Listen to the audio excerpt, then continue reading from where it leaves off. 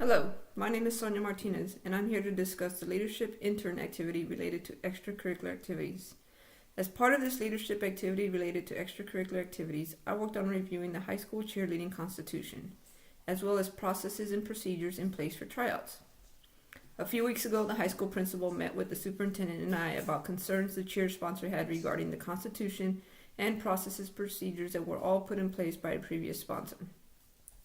The current sponsor took over the program after this season had started, so she worked with the squad under rules developed by the previous sponsor. Therefore, after working under those rules for a year, she felt some changes needed to be made. When she informed the campus principal about her concerns and potential changes, he felt it was best to inform us as well. As a high school principal, he knows that cheerleading and dance teams can be hot topics amongst parents and that changes need to be approached carefully. We decided the first step we needed to take was review the current constitution, along with processes and procedures for trials. We also asked the cheerleading sponsor for her feedback and recommended changes to all of it. She submitted the feedback and recommendations to us, but also met with us to explain all of it and reasons for proposed changes to help ensure we understood it all.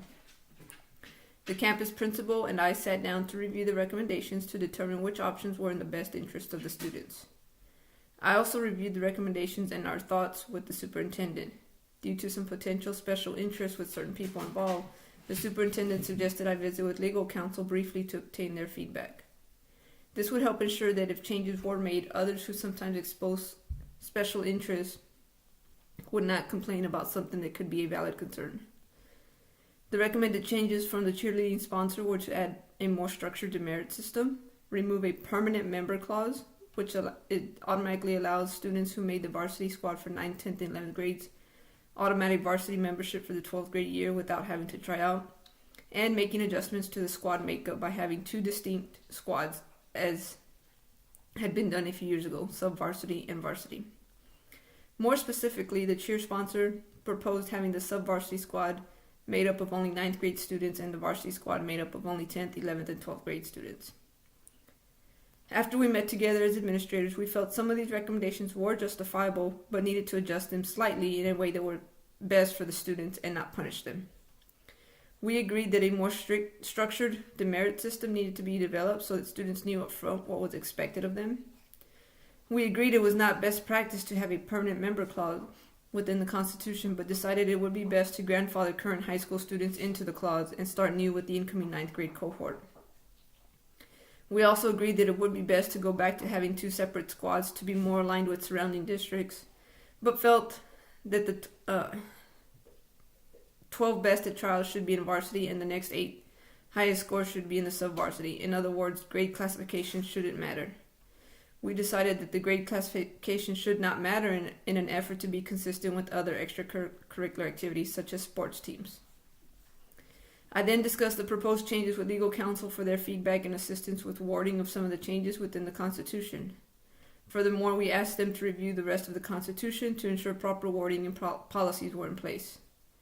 An attorney provided me with an edited version and also suggested we take the time to review the athletic handbook to ensure consistent practices amongst discipline and consequences with students involved in these programs.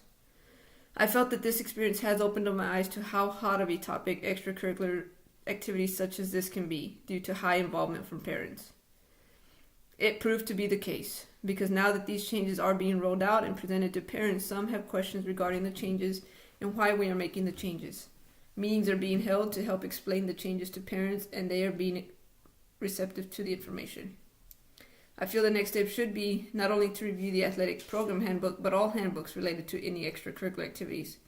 Consistency and fairness amongst all of the programs is key. I am grateful that the superintendent allowed me the opportunity to work on such a project. These types of situations are unique to secondary campus administrators, but more specifically to high school campuses. Therefore, it is important that those who have not been high school campus administrators receive exposure to such topics and issues when presented with the opportunity. Thank you.